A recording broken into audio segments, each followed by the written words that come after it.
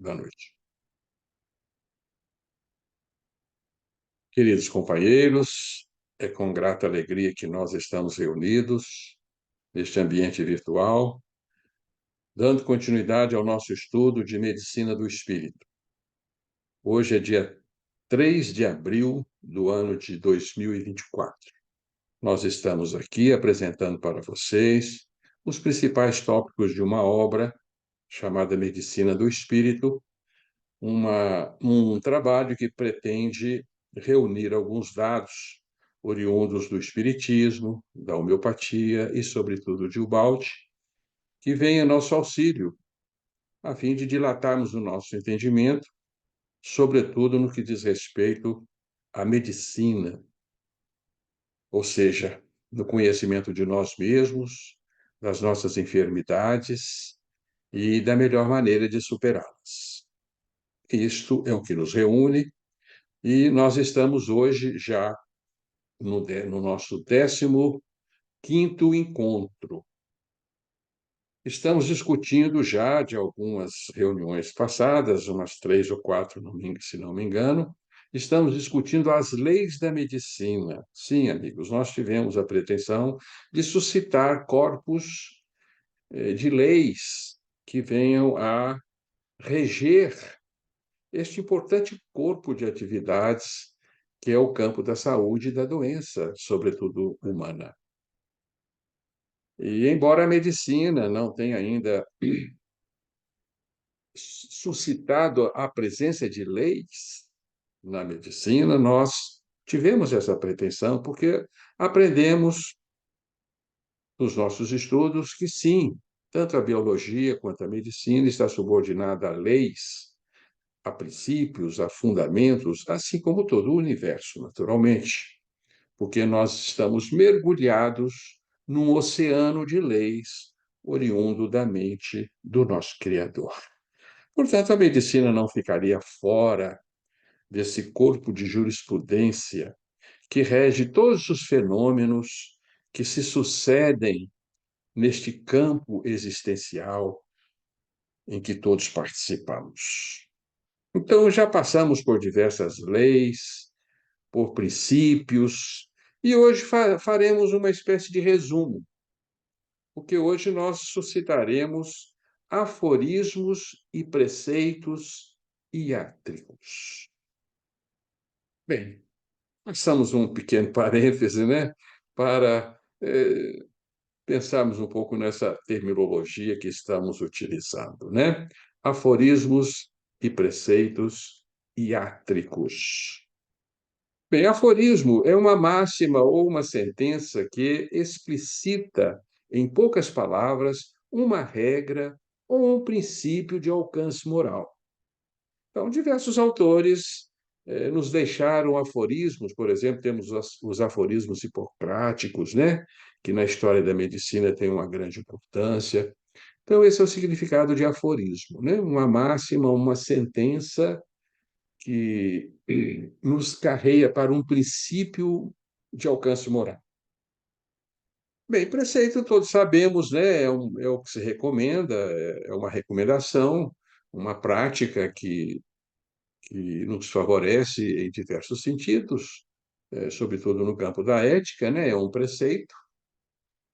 Então, nós vamos falar de aforismos e preceitos iátricos. Já definimos essa palavra aqui, quem está nos acompanhando há mais tempo vai se lembrar que a iátrica é uma palavra grega para medicina, né? E nós conhecemos essa palavra, iátrica ou iatria, por exemplo, psiquiatria, medicina do psiquismo, medicina da mente, pediatria, medicina da criança, geriatria, medicina do idoso e assim por diante. Então, nós utilizamos essa palavra iátrica com o significado de médico, né? Ou médica, tá bem? Então, aforismos e preceitos iátricos são aforismos e preceitos aplicados à medicina, ou aforismos e preceitos médicos. Estamos falando disso, né? Que vamos apresentá-los à maneira de postulados, porque eles poderiam ser considerados também postulado, né? Lembrando a vocês que o postulado é uma afirmação ou um fato admitido como tal e que se apresenta sem necessidade de ser demonstrado. É um fato por si só, né? É fruto de observações do funcionamento da realidade, você suscita aquilo como um postulado. Temos, por exemplo, os postulados quânticos, né, que são muito famosos, que são princípios que foram vislumbrados no funcionamento do átomo e suscitados como postulados. E vamos por aí, né? Então, nós poderíamos, então, resumir as leis da medicina em alguns enunciados, na forma de aforismos, preceitos ou ainda como postulados. Nós os dividiríamos alguns em aforismos, outros em preceitos, outros em postulados, mas isso não é uma diferenciação que nos importa, né? Porque é uma diferenciação mais linguística do que conceitual, porque todos eles têm exatamente o mesmo valor. Enunciados que nos suscitam princípios de funcionamento ou regras para o fenômeno doença, sobretudo na nossa espécie, ou seja, para a saúde e a doença na nossa espécie. Nós já vimos e já discutimos aqui com vocês que são muitos os fatores que afetam diretamente o determinismo patológico. Então, na nossa espécie, nós não vamos encontrar um absolutismo patológico, ou seja, todas as doenças descritas pela medicina não se comportam exatamente de forma idêntica em todos os indivíduos. Temos semelhanças que nos levam, naturalmente, a fazermos diagnósticos, quadros semelhantes, que vão propiciar também evoluções semelhantes, mas existem uma série de fundamentos que tornam o fenômeno da doença, na nossa espécie, extremamente particularizado, que é algo que nós estamos chamando a atenção.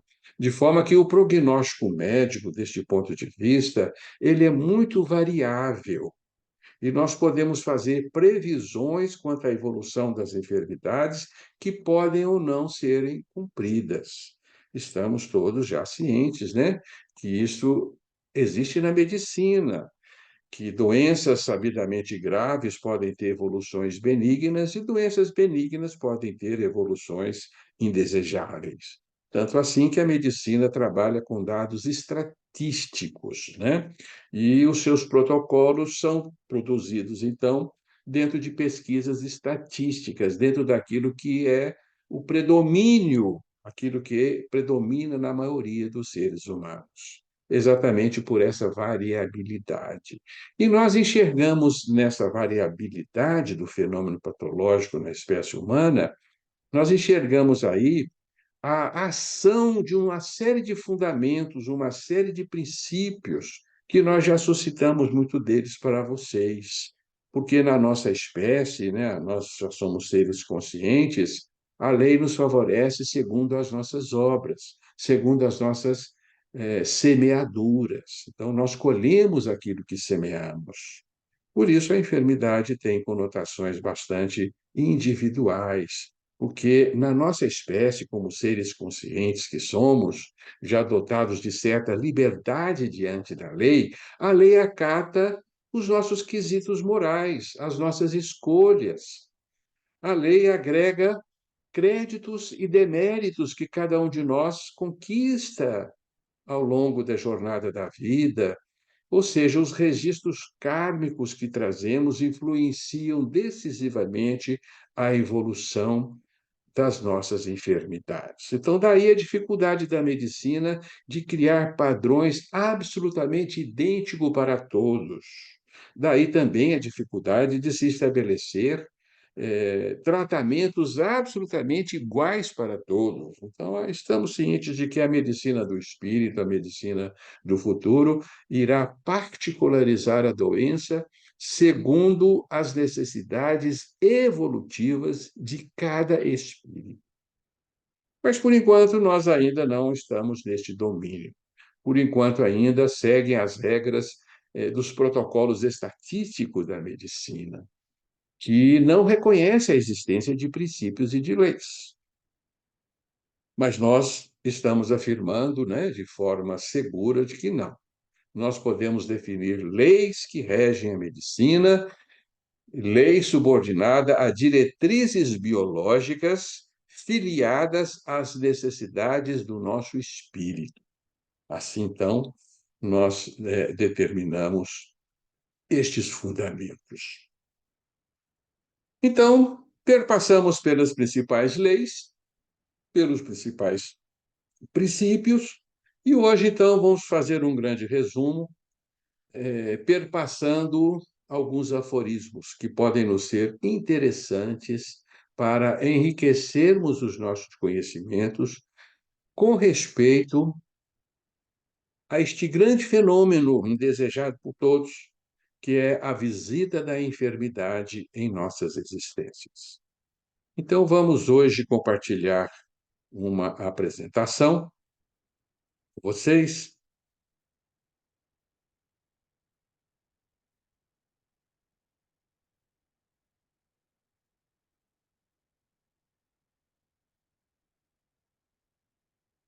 E cá estamos. Aí estamos, então, com o nosso estudo Medicina do Espírito, que é uma visão transcendente do homem, de sua enfermidade e de sua cura. Hoje estamos aí na live 15, em 3 de abril de 2024, e vamos discutir aforismos e preceitos iátricos.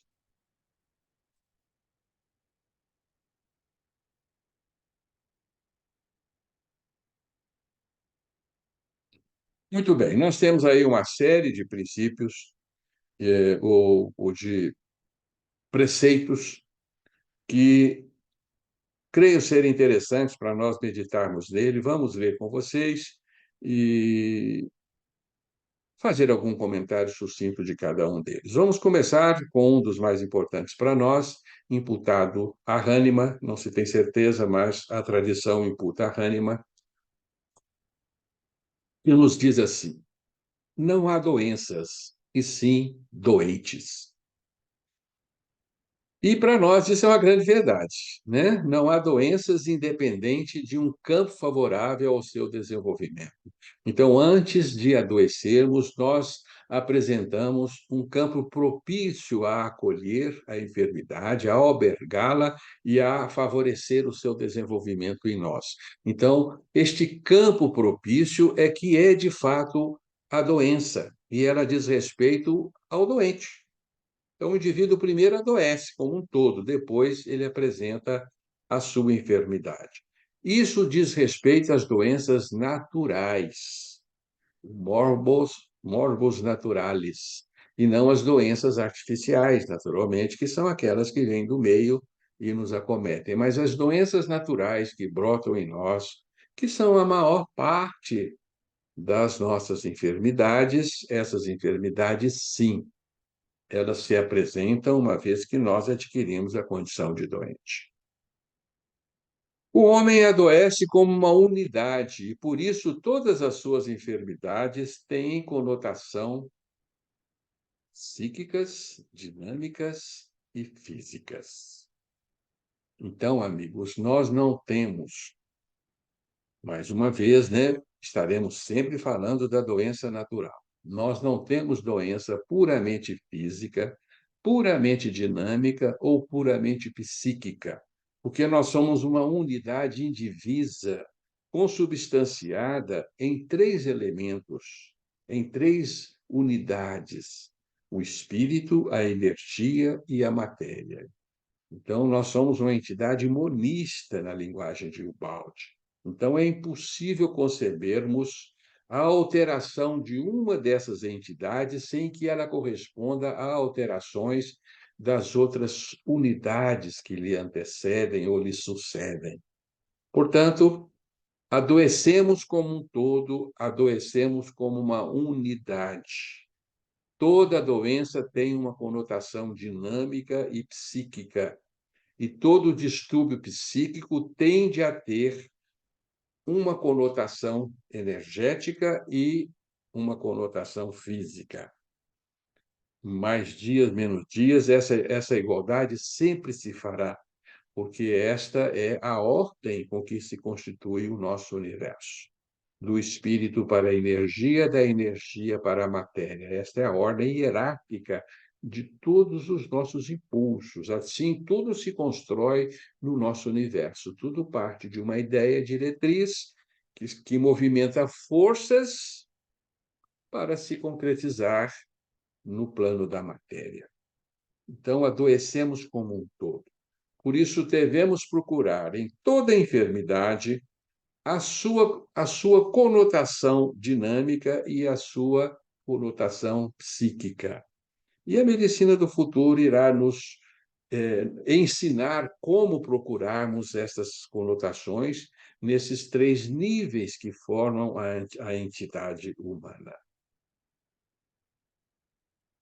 Mas já podemos estar atentos. Quando adoecemos, podemos já introjetar os nossos mecanismos de autopesquisa para procurarmos conhecer o psiquismo que está acompanhando aquela enfermidade, as emoções que estão sendo elaboradas, que estão emergindo na nossa consciência a partir daquele fenômeno físico, daquela enfermidade física. O que que a enfermidade física está nos dizendo? Aí nós vamos encontrar a conotação psíquica.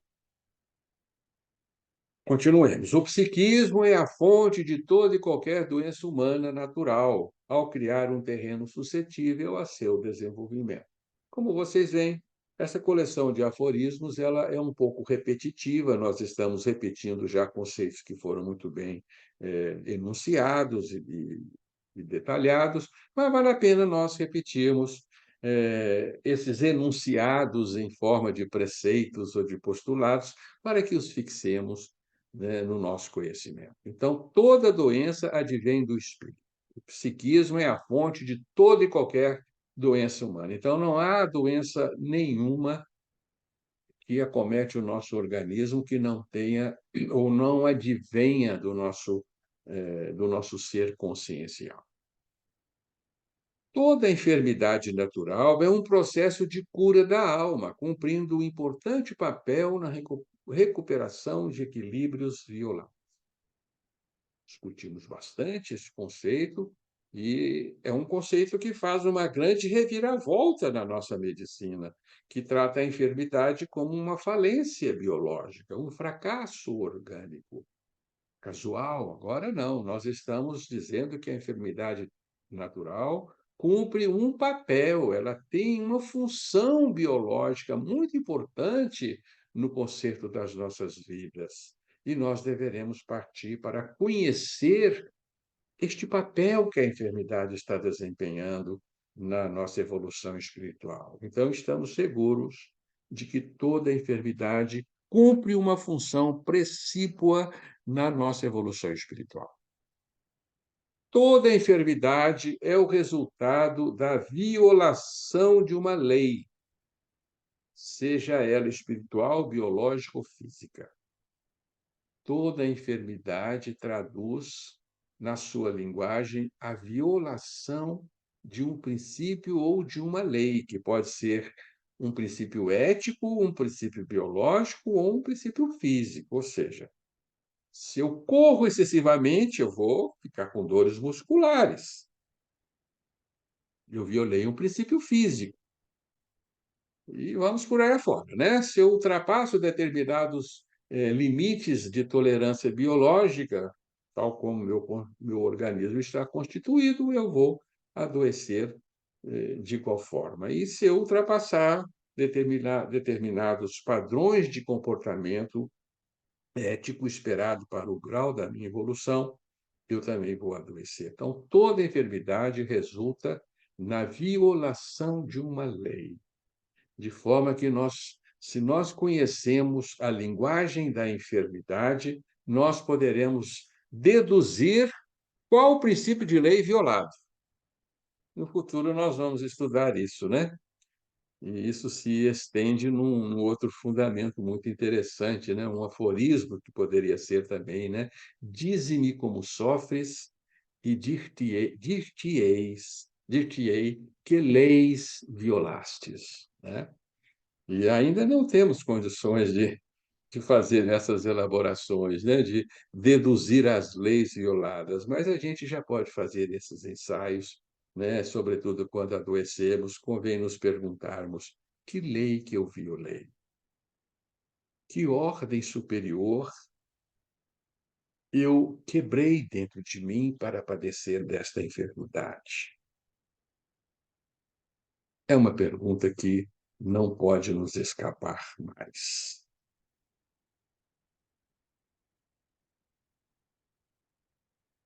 Os fatores etiológicos de toda enfermidade natural devem ser buscados no campo dos pensamentos, sentimentos e comportamentos, ainda que situados no pretérito. Então, é outro fundamento de extrema importância para nós nos nossos dias. Todo fator etiológico. O que é fator etiológico? É a causa de uma enfermidade. Então, estamos dizendo que a causa das enfermidades não está no terreno biológico, como quer a medicina materialista. No terreno biológico, nós vamos encontrar um campo de efeitos, não um campo de causas. O campo de causa deve ser buscado no espírito, sempre, porque é aquele que determina toda a trajetória metabólica que o serve, né? Toda a trajetória do organismo biológico que o serve. Então, amigos, a medicina do espírito, ela irá perquirir, pesquisar e objetivar, sobretudo, o espírito, e deixará essa improfícua análise material que a medicina ainda se debruça sobre ela, né? Pesquisando até as últimas moléculas que podem causar as nossas enfermidades, porque sempre aí estará não o fator originário, mas a consequência de nossos desatinos. Então, a causa profunda das nossas enfermidades encontra-se na nossa consciência. E muitas vezes trazemos essas causas do passado, nosso pretérito, das nossas outras encarnações. Mas nós vamos, no nosso estudo, avançarmos um pouco mais nessa consideração, tá bem? Por enquanto, ainda teremos muita dificuldade de divisar essas causas, né, numa determinada enfermidade. Muitas vezes nós não alcançamos essas causas, mas elas estão presentes na profundidade do nosso ser, no nosso inconsciente. O nosso manancial espiritual, né, registra com detalhes todos os nossos comportamentos, os nossos sentimentos, as nossas emoções, né? Tudo isso são elaborações importantes que são registradas no campo do espírito e afloram depois. Se são produtos de desequilíbrio, afloram com desequilíbrios físicos, que são as nossas enfermidades. Muito bem, vamos para mais um aforismo. Toda enfermidade física é a drenagem de um manancial dinâmico mórbido retido no campo substancial de origem psíquica. Então, já falamos da lei de drenagem mórbida. Então, toda enfermidade orgânica, ela é uma drenagem, uma absorção de um campo energético, né, de um campo vital desalinhado pelo nosso psiquismo. Isso aí é uma fisiopatologia, é o modus operandi da enfermidade. A enfermidade física, ela consiste, então, numa desagregação biológica ou celular, motivada por um campo biomagnético desalinhado, desagregado, fruto dos nossos desatinos psíquicos, né? Da nossa vida consciencial. Então, toda enfermidade é fruto de uma drenagem miasmática. E já discutimos por demais esta, esta questão. Continuemos. Não adoecemos por ter bactérias, mas temos bactérias porque estamos doentes. É um preceito atribuído à homeopatia. A homeopatia chegou a reconhecer que as bactérias são agentes que acompanham a nossa enfermidade e auxiliam o processo de drenagem. Por isso, a homeopatia as denomina varredores, agentes varredores fazem varreduras vibratórias, né? Então, quando as bactérias comparecem em nós, é porque nós estamos suscetíveis a ela, de forma que nós estamos doentes antes mesmo das bactérias se desenvolverem no nosso organismo. Não são as bactérias em si que nos adoecem. Portanto, se nós estamos doentes, atraímos bactérias. É um fundamento, né, eu reconheço, né, extremamente revolucionário dentro da nossa medicina convencional, porque a medicina está perfeitamente convencida de que as bactérias produzem em nós enfermidades. Uma criança com uma amígdala inflamada, pustulenta, certamente será tido como vítima de bactérias, né? Estafilococos, estreptococos e outras bactérias que podem acometer a sua amígdala, né? Mas nós dizemos assim, a amígdala dessa criança está acometida de bactérias, porque essas amígdalas absorveram um manancial mórbido deletério que permitiu o desenvolvimento dessas bactérias. Por isso, essas bactérias produzem amigdalite nessa criança e não em outras. As mesmas bactérias estão presentes na outra criança que não tem por que ter a sua amigdalite. Então, há aí um fator individual e uma necessidade própria desse garoto que desenvolve a sua amigdalite.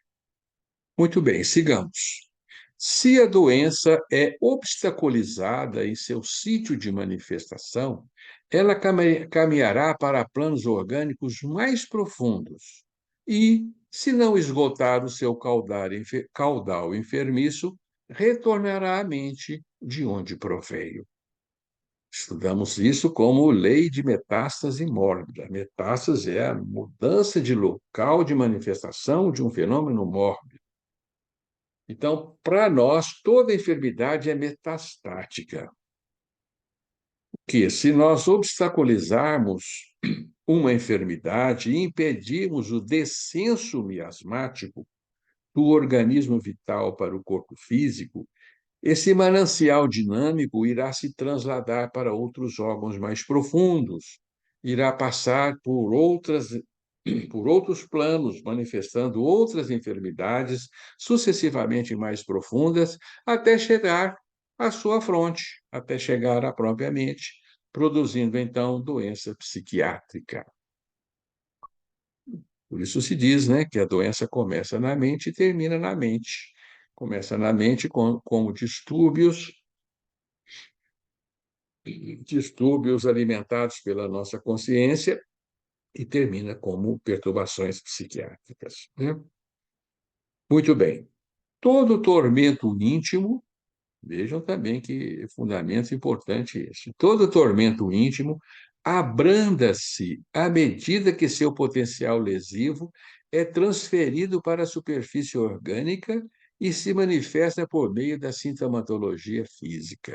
Ou seja, a doença física, ela tem um papel importantíssimo de proteger o nosso psiquismo, proteger a intimidade consciencial, que é o de mais nobre que possuímos, é o nosso plano mais importante. Quando as doenças incidem exatamente aí, o nosso tormento é muito grande, de forma que as doenças mentais representam na nossa espécie o maior dano e o maior sofrimento possível para o ser.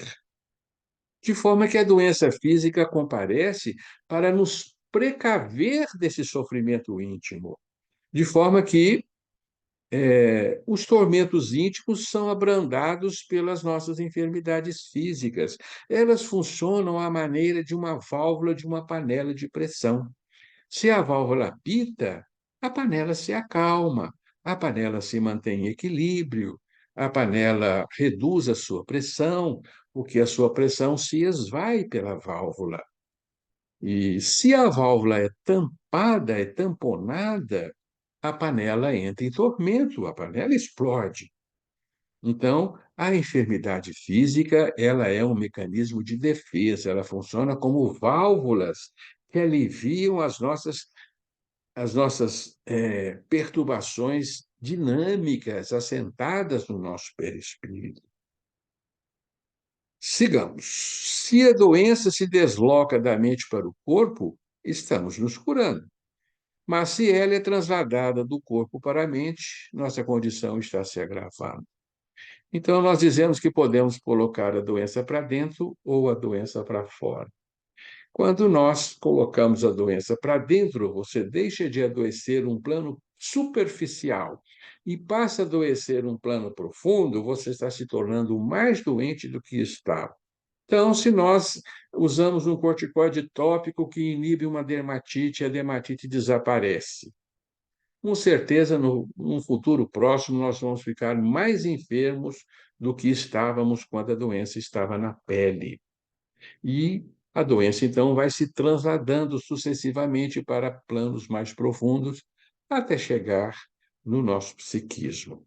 Então, quando ele se translada de fora para dentro, nós estamos nos enfermando. Mas quando ela se translada do profundo para o superficial, nós estamos nos curando.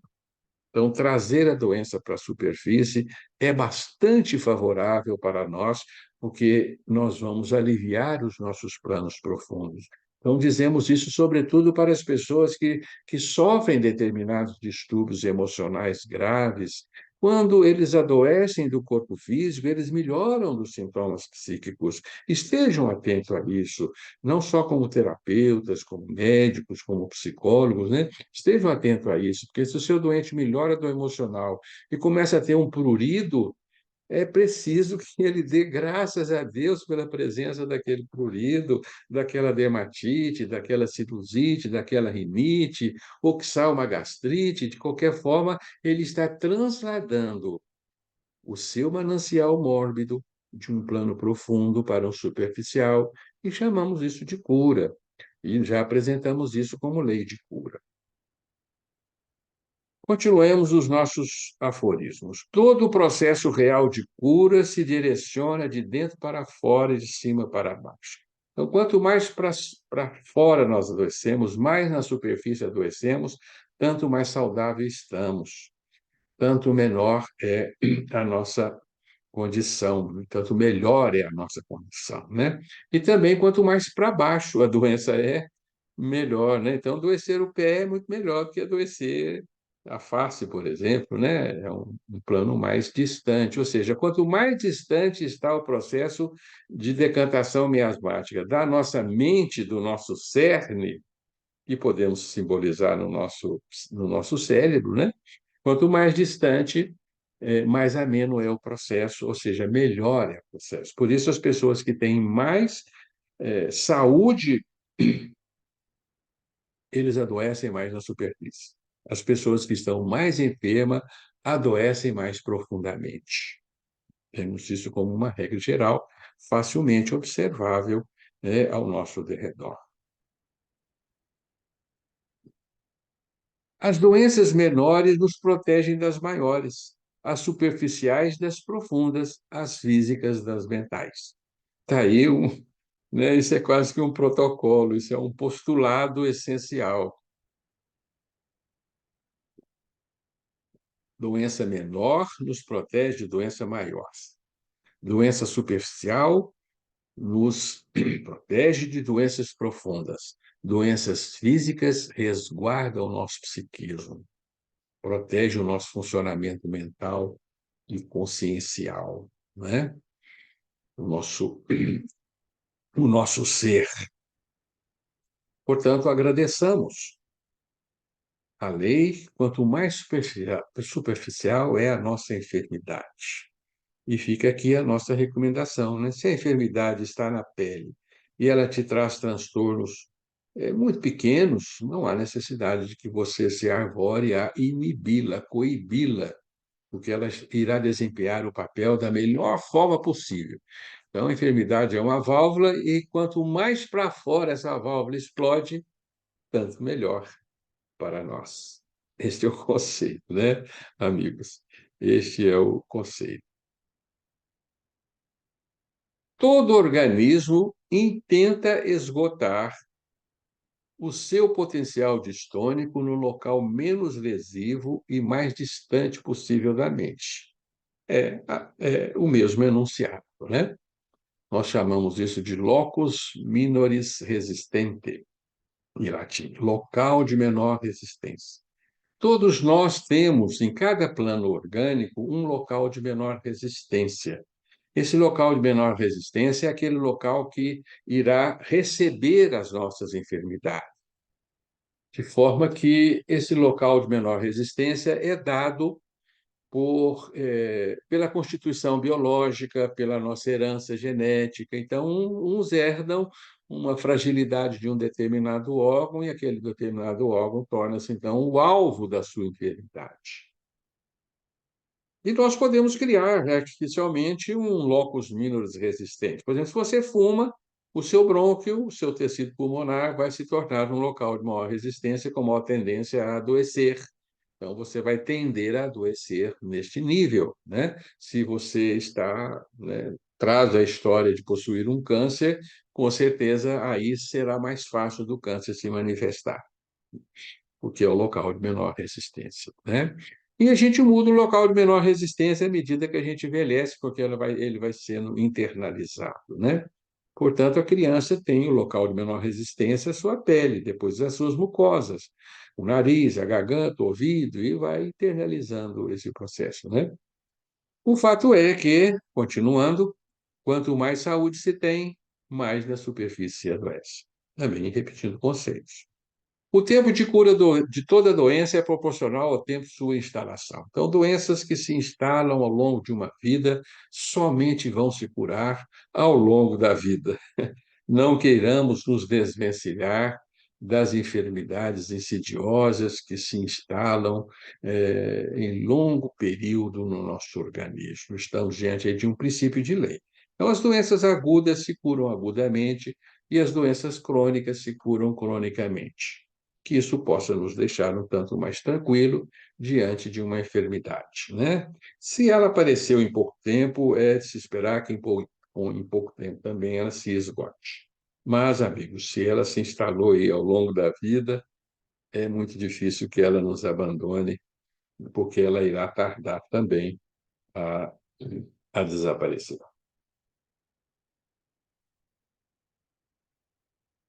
Portanto, está aí, né, na sequência do aforismo anterior. Doenças agudas se curam agudamente e as crônicas se curáveis a longo prazo. O descenso de uma carga mórbida do campo psíquico para o plano físico não é concomitante à sua formação, mas demanda tempo variável de acordo com aptidões próprias, podendo ocorrer até mesmo em outras existências. Esse é um fundamento de lei muito, muito importante, porque muitas vezes a gente se julga num estado de equilíbrio, num estado de plenitude espiritual, inserido num trabalho de autotransformação e, e imbuído das melhores intenções possíveis, e de repente a enfermidade nos visita até mesmo de uma forma escabrosa. O descenso miasmático veio lá de trás, porque não há uma relação direta do processo alimentado no espírito e o sofrimento físico correspondente. Tá certo? Portanto, não, o tempo da enfermidade não é o nosso tempo. Então, se você gera você passa por um período de tensão muito grave, você elabora pensamentos impróprios durante um certo período da sua vida, mas você se mantém íntegro. você se mantém saudável. E tempos depois, quando aquilo já passou, e você se encontra tranquilo, até desfrutando de algum passeio, de alguma viagem, você adoece, fruto daquilo que foi alimentado no passado, porque então chegou o momento da colheita, tá certo? Então estejamos cientes, o descenso da carga miasmática não é concomitante à sua formação. Então, eu posso vivenciar períodos de intensos temores, eu crio um manancial psíquico relacionado a temores, a medo, a pavor, mas aquilo passa. E às vezes até em outra existência, né, eu vivencio essas situações e de repente num outro período de vida ou mesmo numa outra existência eu estou muito bem e de repente vem aquela carga de pânico sem querer para quê? Eu não estou com medo de nada, não está acontecendo nada comigo, por que que eu estou sofrendo intensamente, né? Eu entro em um estado de palpitação, de aflição, de ansiedade, de sudorese, acho que vou morrer, um pavor terrível que eu não sei de quê, e eu raciocino assim, mas puxa vida, eu não vivenciei nada disso não, né? Vivenciou sim, né? Isso está oculto no seu passado. Acontece que o descenso da carga mórbida não é imediata à sua formação. Tá bem, amigos? Claro isso? Então guardamos isso, né? Por exemplo, você alimenta tensões durante um longo período de vida, né? Vive um estado de hiperdinamismo, você hiperdinamiza as suas energias por cobranças excessivas, trabalhos excessivos, e imposições inapropriadas, e depois aquilo passa, você chega à idade madura, acalma, você aposenta, já está muito tranquilo, e de repente a sua pressão está alta, né? E você não segura mais de uma pressão alta. E você diz assim, mas que diabo, né? Eu estou tranquilo, estou num período de vida excelente, não tem nada me atrapalhando, nada me incomodando, o meu sistema circulatório está tenso. Por que que ele está tenso se eu não estou tenso? Mas, amigo, ele está refletindo ao que você alimentou no longo período de sua existência. Tá bem? Porque, né, repito, o descenso da carga mórbida, ela não é concomitante ao período de sua formação. Há um tempo de decantação miasmática, e esse tempo é variável. Então, a decantação miasmática pode ser imediata. Por exemplo, você sofre um transtorno terrível, um pânico, passa por uma situação muito estressante e você tem uma diarreia naquele instante. Você, seu intestino desanda com resposta ao medo. Isso é muito comum. Você tem uma palpitação naquele momento, né, naquele pânico. Por exemplo, entra um ladrão dentro da sua casa e você fica numa aflição danada, né? Ou chega uma carta com uma petição judicial para você, você se assusta, fica apavorado e vai para o banheiro. Isso é muito comum. Então, nesse caso, o descenso da carga miasmática é imediato, mas necessariamente não. Ele pode demandar um tempo longo ou até mesmo uma outra existência para aflorar na superfície orgânica. Continuemos. Nossas forças orgânicas são nosso primeiro médico, e remédio algum nos curará se não contarmos com as suas providenciais ações. Então, amigo, nós sempre nos curamos pelas nossas forças curativas.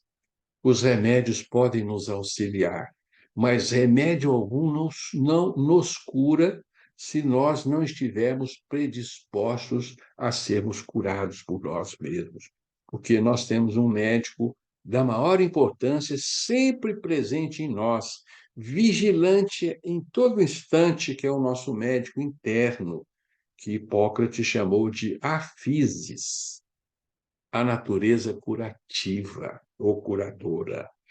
Então, as nossas forças orgânicas trabalham ativamente para nos manter em equilíbrio, para manter sempre a nossa homeostasia, que é o equilíbrio orgânico perfeito ao nosso funcionamento. E ele entra em ação diante de qualquer necessidade, diante de qualquer sinal de desajuste. Portanto, no futuro, o médico irá estudar o comportamento deste médico. O que que esse médico está promovendo? Esse médico está promovendo uma febre, um mal-estar, uma indisposição, uma inapetência, uma reação inflamatória, porque ele precisa dessas condições para nos curarmos. Mas isso é coisa do futuro, ainda estamos longe desta compreensão, né, de que a sintomatologia é desencadeada pelo nosso médico interno e ela visa a refazer os nossos equilíbrios violados. Então, a gente deve respeitar essas, essas providências que o nosso médico interno adota para nos resguardar. Por exemplo, a dor é nitidamente um, um recurso de proteção, né? Se você tem uma coluna doendo, a dor está pedindo com que você entre em repouso, coloque aquela coluna no estado de repouso. Então, a dor é o primeiro remédio, né? Porque se você não tivesse a dor, você continuaria lesando a sua coluna de tal forma que depois ela se torna inviável te sustentar, né? Mas o homem moderno não tem tolerância para sintomas, então ele corre, né, no socorro medicamentoso, ele se chafuda aí nos analgésicos, nos anti-inflamatórios, nos relaxantes musculares e continua a sua carreira de desatinos, né? É claro que lá na frente isso acaba piorando, tá bem, amigos? Então, de certa forma, isso atrapalha a ação da físis. Mas sabedores disso, nós temos obrigação agora de ter muita paciência com os nossos sintomas, porque os sintomas, elas são providências que o nosso médico interno adota para nos propiciar a cura mais rápida possível. Tá bem, amigos? Não estamos fazendo apologia da dor, não estamos dizendo assim, ó, uma vez doente, nos entreguemos à dor, à doença, deixe ela evoluir até as suas últimas consequências. Não é isso, já falamos aqui, nós temos a obrigação de promover o sustento do nosso organismo. Então, muitas vezes é necessário, sim, nós nos valermos da medicação habitual para que o nosso organismo não sucumba diante do processo, né? Então, tenhamos esse bom senso, mas estamos aqui exatamente falando dos nossos exageros, né? E da nossa pouca tolerância aos mínimos sintomas que nos visitam na trajetória da vida, né? Repetindo exatamente esses conceitos. Sinais e sintomas mórbidos não são a doença em si, mas o resultado do esforço curativo do organismo e devem ser respeitados. Uma diarreia, embora ela possa promover uma grave desidratação no sujeito, uma criança pode falecer por desidratação, mas a diarreia é um sintoma curativo que está fazendo com que o organismo lance para fora algo impróprio, né? Algo que ele ingeriu que não é adequado à sua biologia, né? Bactérias impróprias, né? Bactérias contagiosas que promovem diarreias, determinados protozoários, determinados alimentos em condições inapropriadas, né? De conservação, de forma que o organismo reage com a diarreia, tá? Se você tolerar a diarreia, você vai se curar mais rápido, é claro, né? Mas se a diarreia leva a uma desidratação profunda, é preciso contê-la para que você não sucumba diante do processo, tá bem? Mas sinais e sintomas não são a doença em si, representam recursos curativos do nosso organismo, por isso devem ser respeitados. A enfermidade orgânica mantém a unidade mente-corpo no máximo equilíbrio possível e persistirá enquanto se fizer necessário.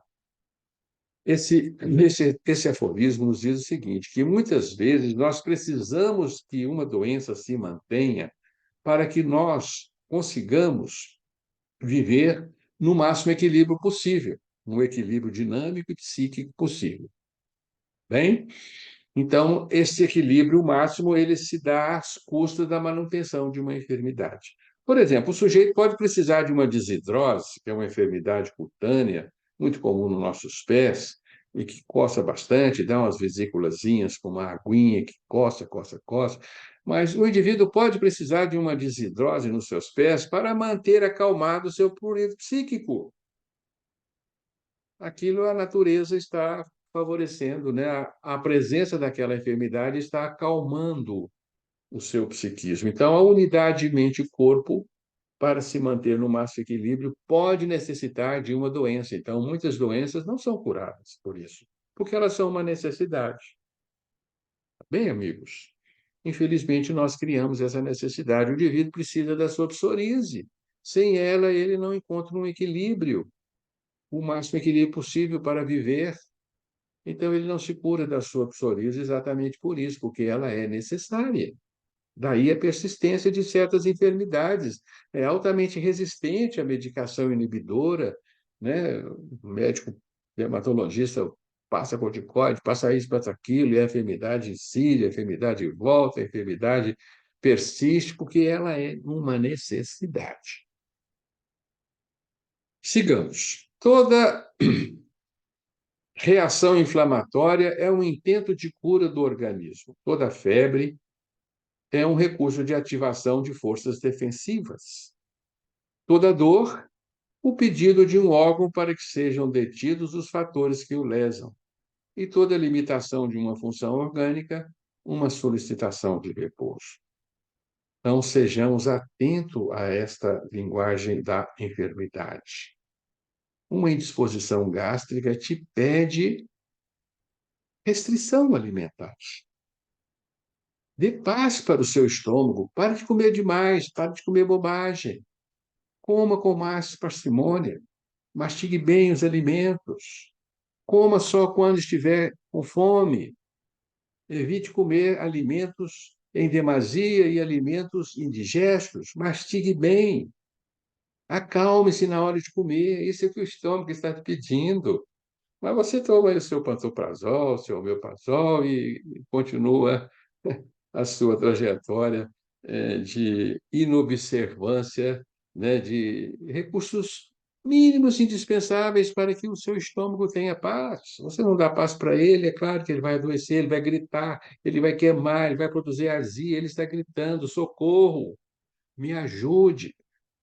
E você não o ajuda, você simplesmente inibe a sua secreção, né, com esses medicamentos modernos, né? Então, todo órgão doente está pedindo um socorro. A febre, por exemplo, é um excelente dispositivo orgânico que nos favorece superarmos os nossos processos infecciosos. Vocês sabiam disso?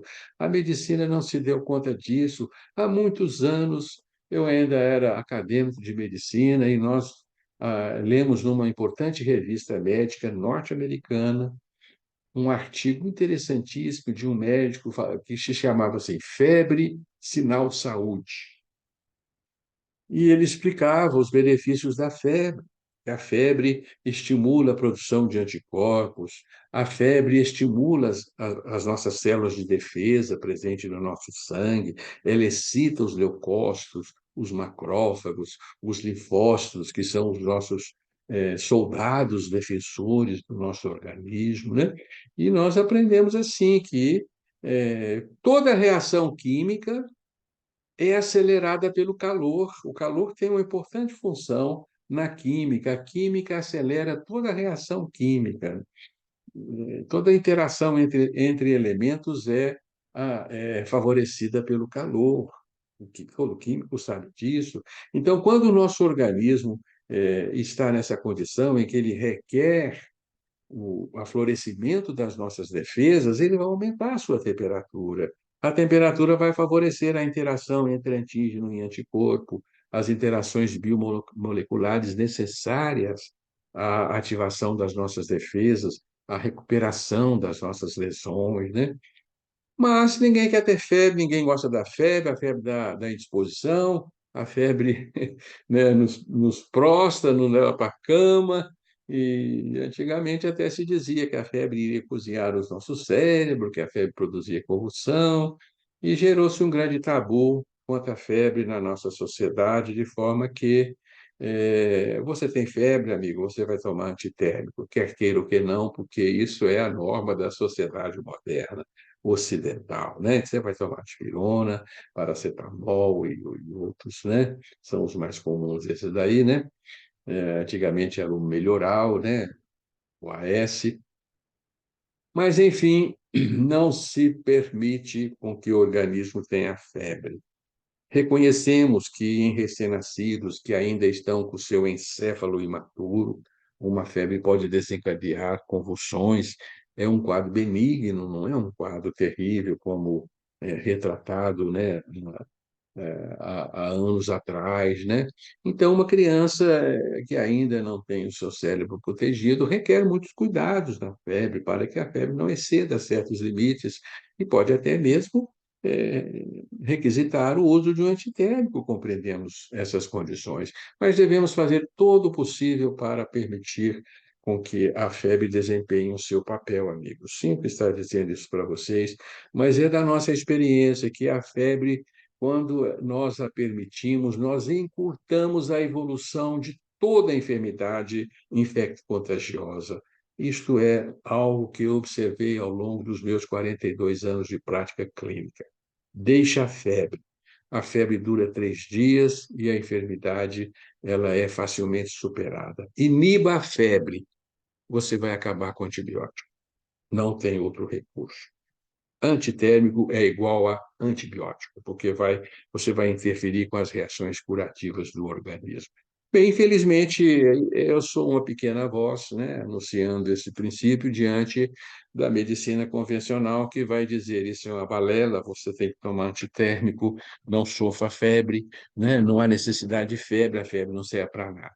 Isso é o que diz a nossa medicina, nós respeitamos, mas achamos que chegará um dia que o homem compreenderá o papel que a nossa biologia desempenha diante do fenômeno da enfermidade. Tá bem, amigos? Então, um órgão doente, primeiro recurso, primeiro remédio, repouso. Repouso. Você está com uma cefaleia, uma enxaqueca terrível, primeiro remédio, repouso. Primeiro remédio não é um analgésico, é o repouso. Às vezes é o suficiente para você sarar. Tá bem? Bem, sigamos aí os nossos aforismos. A dor é o maior estímulo curativo que possuímos, e sua supressão prolonga o restabelecimento da ordem orgânica perdida. Por isso, deve ser tolerada ao máximo possível. Está aí um preceito difícil, né, amigos? Eu entendo, né? Mas quanto mais toleramos a dor, mais rápido nós nos curamos, porque o maior estímulo curativo que o nosso organismo obedece é a dor. A dor é fantástica para curar a si mesma. Se nós toleramos a dor, nós nos curamos mais apressadamente. Mas eu reconheço que há dores intoleráveis e que nós devemos nos servir, sim, né, de benfazejos analgésicos que nos ajudam, né, a tolerar certas dores. Estamos aqui combatendo o excesso, o exagero, a grande intolerância que o homem moderno tem diante das mínimas dores. Se ele tem uma leve dor muscular, ele vai tomar um Dorflex, com certeza. Vai tomar um analgésico. Uma minimazinha cefaleia que está ali ameaçando, não há dúvida, ele vai recorrer, né, a uma dipirona ou algo que o vale, né? Não há dúvida de que esse é o comportamento do homem moderno, mas com isso ele vai adoecer muito mais, com isso a dor se torna insidiosa, com isso a dor volta e incide, porque ela precisa cumprir o seu papel.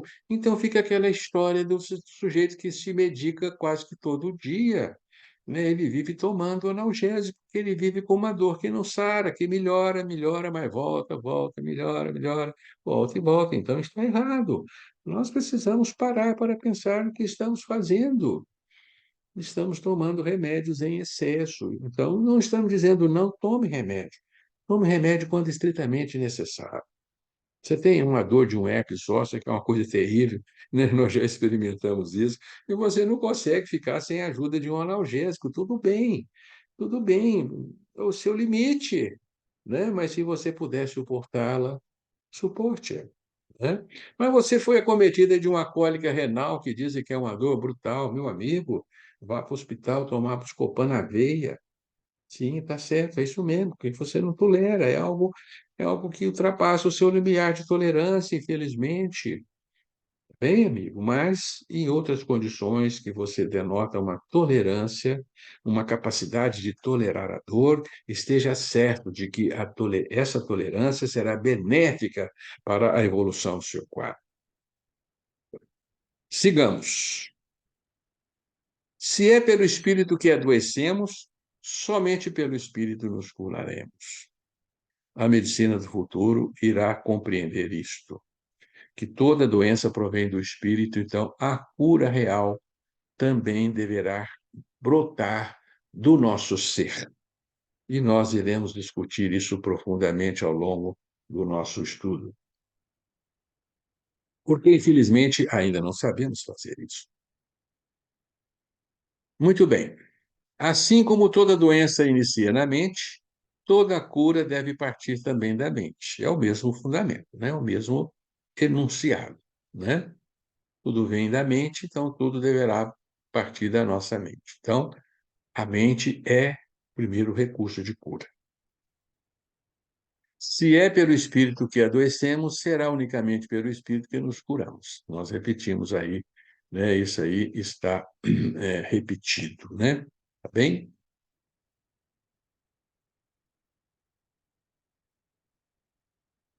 Não há cura real de um órgão sem equilíbrio dos impulsos dinâmicos e mentais que o adoecem. Então, estejamos atentos a isso, né?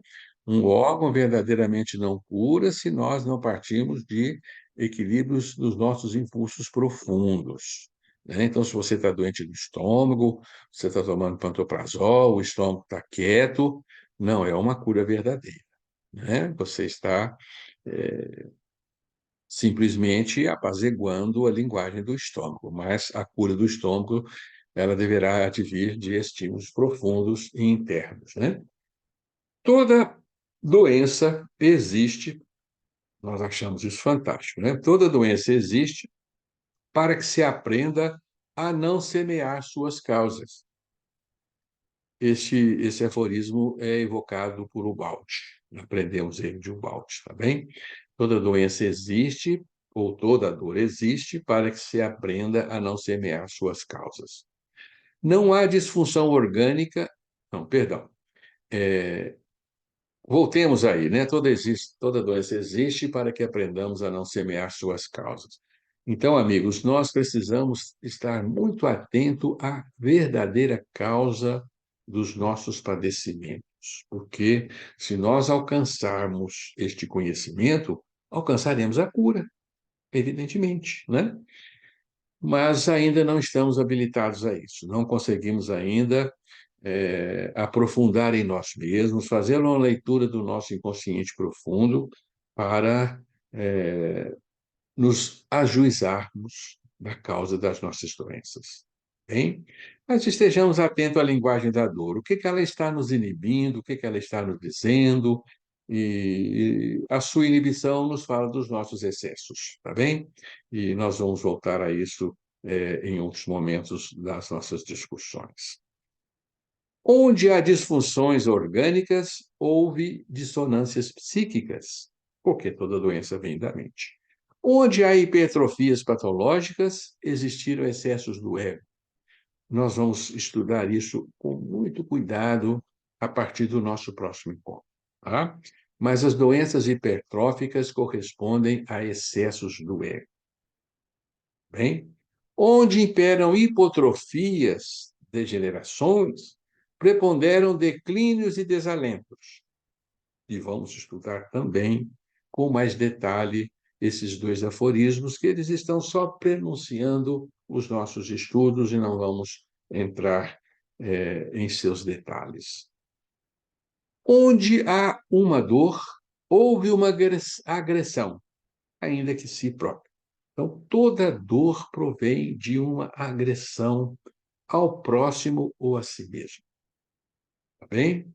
Estejamos atentos a isso, né? E onde incide a dor, de modo geral, ela nos diz respeito ao nosso modus operandi, né? O que fizemos para provocar aquela dor. Por exemplo, um apendicite traz com muita clareza dores que provocamos na mesma região dos nossos companheiros, as nossas facadas, as nossas lanças, as nossas espadadas nos abdômenes alheios, com toda certeza, né? Que hoje nos trazem sofrimento por uma apendicite aguda.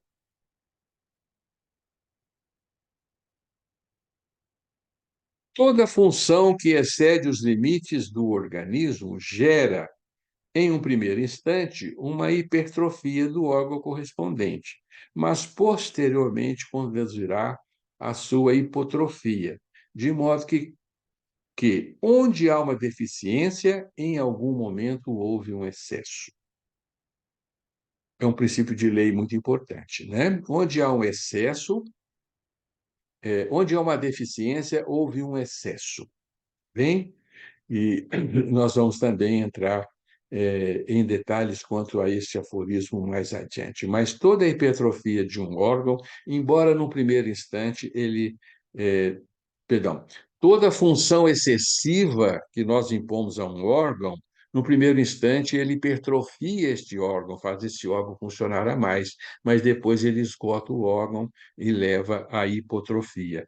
Nós discutimos este fundamento na lei de ação e reação que já comentamos com vocês, né? O mal, ainda que apenas sentido e intencionado, permanece como fonte de todas as nossas enfermidades.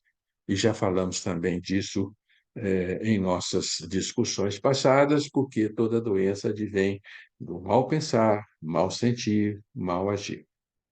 As consequências da maldade reprimida serão sempre menores que a maldade praticada. E esse é um preceito que nós devemos meditar bastante nele, porque quando em nós brota um pensamento de maldade, um sentimento alimentado pelo mal, ou seja, nós desejamos mal para alguém, pensamos em praticar algum ato de maldade para alguém, e quando nós praticamos este mal, de certa forma, nós nos sentimos aliviados e parece que é muito bom para nós, né? Então, você tem um desentendimento no trânsito e você parte para a briga, né? Você xinga o sujeito e pode se atracar com ele e você acaba, né, perturbando, prejudicando, fazendo algum dano, né, no indivíduo ou no seu, no seu veículo, né, quiçá, não sei, né? Ou seja, você põe para fora aquilo que brotou em você e você chega em casa, de certa forma, tranquilo, feliz. Eu mostrei para aquele caboclo, né? Aquele caboclo estava precisando de uma lição, eu dei uma lição nele, né? De forma que isso parece ser muito benéfico para nós, né? Ou seja, nós liberarmos o mal que nasceu em nós. Mas se você alimenta toda aquela maldade, mas você a reprime, o sujeito desacatou você no trânsito, você fica ali quietinho, você não fala nada, você fica ali remoendo os seus pensamentos, os seus sentimentos, você fica desejando as piores coisas para o sujeito, mas você fica quietinho, você reprimiu as suas pulsões mórbidas e você vai se estrepar, né? Você vai chegar em casa com dor de cabeça, com o estômago queimando, aborrecido, vai ficar tenso, vai sofrer uma série de desajustes como reflexo daquele tumulto que você alimentou para você mesmo. O que é melhor? A princípio, parece que libertar o mal é melhor, mas não é verdade. O mal libertado, o mal que nós executamos, ele retorna para nós é, potencializado, ele retorna para nós e incide em nós de uma forma muito grave que é o mal reprimido. O mal reprimido, você sofre ele de imediato e de forma amenizada. Então, o nosso papel, desde que nós não conseguimos ainda inibir a maldade a nível de pensamentos e sentimentos, o nosso compromisso ético é reprimir o mal que somos capazes de fazer, tá, amigos? Eu sei que é um conselho que vão vão assustar, né? A muitos, né? Vai assustar muito esse conselho, e porque você está aconselhando que nós sejamos seres reprimidos. Não, não é bem isso, amigo. Eu estou recomendando que não deixemos a maldade brotar em nós, mas se ela brotou, que nós consigamos reprimi-la e não dar vazão a ela. Dar vazão a ela é pior, porque nós vamos ferir o outro. E se nós não dermos vazão a ela, ela irá ferir a nós mesmos. Mas é melhor nós nos ferirmos do que ferirmos o outro. Sinto muito, é um ponto de vista, mas eu acho melhor. Jesus falou isso: se a sua mão é motivo de escândalo, corta a sua mão, joga fora, porque é melhor você viver sem a mão do que promover males ao outro. Jesus falou isso: o seu olho é motivo de escândalo, arranca os olhos, joga fora, porque é melhor do que seus olhos sejam motivo de escândalo para o outro, né? O Jesus está nos recomendando exatamente isso, mas não é o ideal, é claro que não é o ideal. É claro que a gente não pode passar a existência toda reprimindo os nossos males. Nós temos que nos esforçar para não alimentar o mal, porque o mal nos adoece de qualquer forma, seja liberado ou seja reprimido. Mas tenhamos em mente que o mal reprimido é sempre menor do que o mal liberado. O mal liberado vai voltar mais tarde, até mesmo em outra existência ele pode retornar, mas ele será sempre maior do que a sua repressão.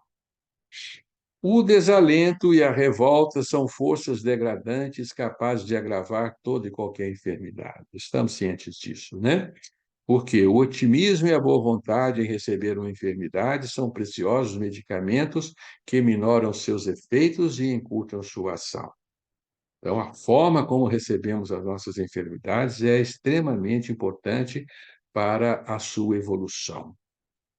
A revolta, a rebeldia, aquele indivíduo que diz assim: tira essa doença que ela não é minha, não quero, né? Com certeza ele irá sofrer mais. O otimismo, a boa vontade, a paciência, a tolerância em acatar as nossas enfermidades irá amenizá-las. É um preceito muito importante. A fé é eficaz recurso de prevenção e autocura para absolutamente todas as doenças. Já falamos disso. E o próprio Cristo nos advertiu da necessidade de termos fé. Quando ele curava, o que ele dizia aos seus pacientes, né? Digamos assim, né? Vai que a tua fé te salvou, a tua fé te curou. A fé dinamiza a physis do nosso médico interno. Estejamos absolutamente convencidos disso, né? Se temos a capacidade de provocar enfermidades, com muito maior propriedade detemos o poder de saná-las. Então, as mesmas forças degradadas que nos adoecem podem ser invertidas em sua intenção e sua ação e elas podem nos curar. Então, amigos, se nós somos capazes de produzir em nós enfermidades escabrosas, estejamos absolutamente convencidos de que temos a mesma capacidade de curá-las. Isso é da lei, porque senão não existiriam leis nesse universo, né? Isso é absolutamente da lei.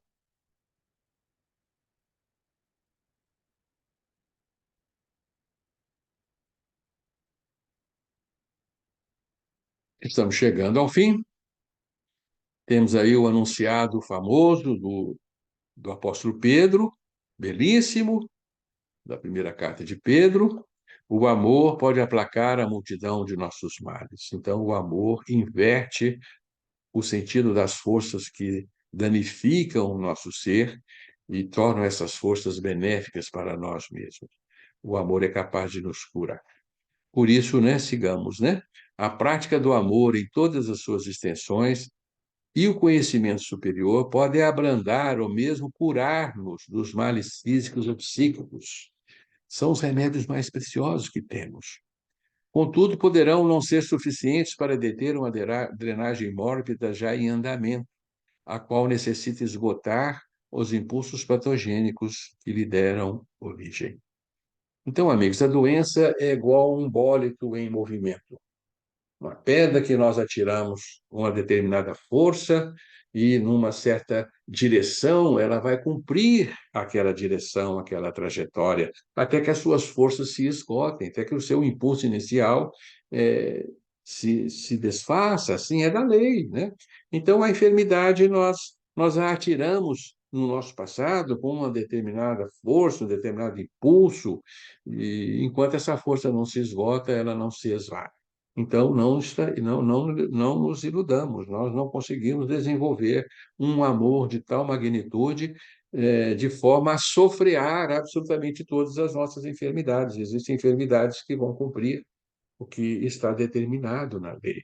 Nós não podemos aplacá-la todas pelo desenvolvimento das nossas capacidades espirituais, mas as nossas capacidades espirituais são sim capazes de nos curar. Ainda que não sejamos capazes de deter aquela enfermidade anteriormente lançada, nós podemos amenizá-la, nós podemos redirecioná-la para pontos mais superficiais do nosso organismo, ou seja, nós podemos modificar a forma como nós vamos adoecer em decorrência daquilo que foi semeado. Estamos cientes de que isso existe em diversos quilates, né? Mas, de qualquer forma, devemos sempre estar cientes de que a nossa condição de bondade, a nossa condição de perdão, de tolerância, de amor ao próximo, são medicamentos benfazejos que, se não poderão nos curar de imediato, irão sim amenizar todas as nossas dores e os nossos sofrimentos e podem cobrir a multidão dos nossos males, desde que nós sejamos capazes de desenvolver um amor de tal magnitude que façam desaparecer todos os processos kármicos, né, que nós alimentamos e que sobrevivem no nosso campo consciencial e perispiritual. Diante disso tudo, nós chegamos aí ao nosso último aforismo. As doenças não são iguais para todos, mas obedecem disposições próprias de cada um. Portanto, cada um tem o seu destino, a cada um é dado segundo a sua obra, as suas obras. Quem nos disse isso foi o Cristo, né? A cada um é dado segundo as suas obras. Então, a cada um é dado as suas dores de acordo com a sua semeadura. A cada um é dado as suas enfermidades de acordo com os seus desatinos. Essa é a lei, amigos, né? Nós podemos abrandá-las, mas o que nos compete é não semear novas condições enfermiças para nós mesmos. Estejamos profundamente atentos a este importante preceito. Nós semeamos as nossas enfermidades.